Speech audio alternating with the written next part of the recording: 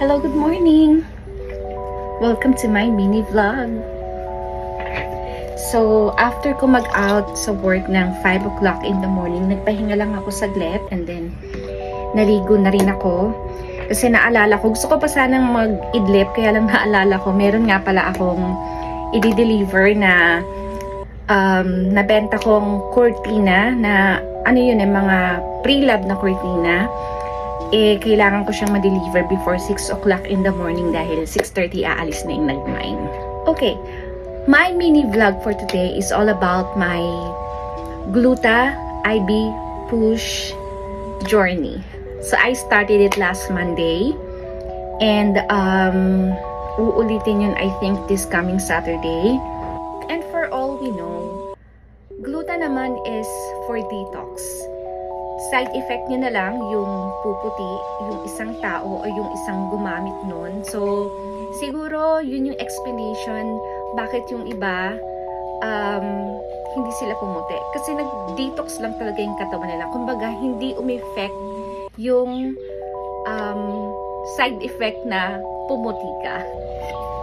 And one more thing na sinabi sa akin nung nag-inject sa akin ng IV push, nung nag-IV push sa akin, whatever you call that, is kailangan may help din na gagawin yung taong nagpapa-IV push or nagugluta.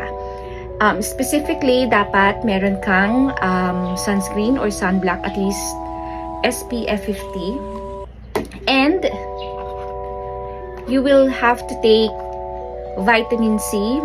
For my first week, I need to take 500 milligrams rather, twice a day. And then after that week, once a day na lang.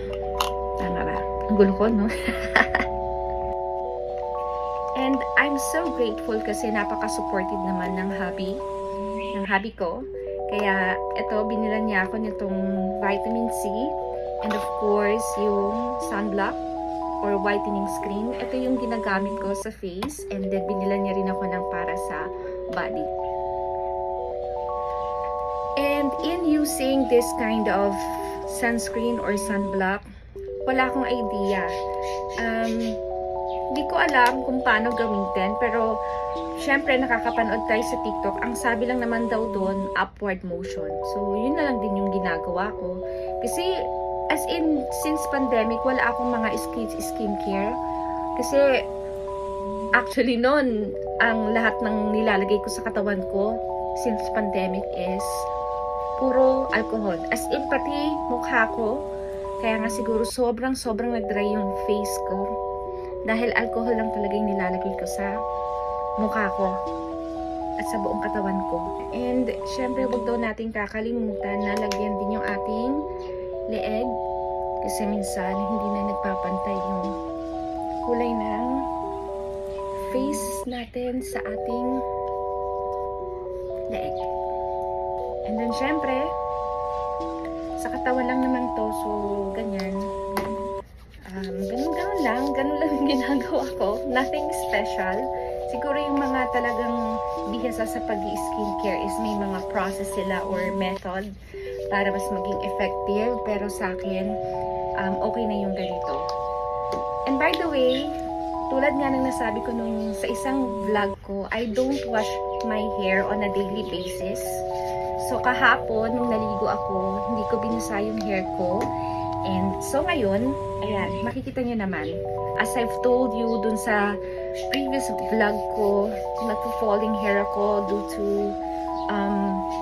stress. Hindi naman natin maiiwasan yun. But again, I am scheduled already. I think, yeah, that's tomorrow sa Benson para sa treatment. Hindi naman ako nakakalbo ha. Baka naman isipin nyo na nakakalbo ako. It's just that manipis lang siya. And syempre, ayan na yung aking sumpa, yung white hair. So, ganyan lang siya. Manipis na yung hair ko. And then, nung na-stress ako, lalo pang numipis yung hair ko. So, I think I need to see Benson for treatment. So, ayun lang for this time. Ipagpapatuloy ko ang aking mini vlog later. I just have to go outside para i-deliver na yung na-mine sa akin na cortina. I'll see you later.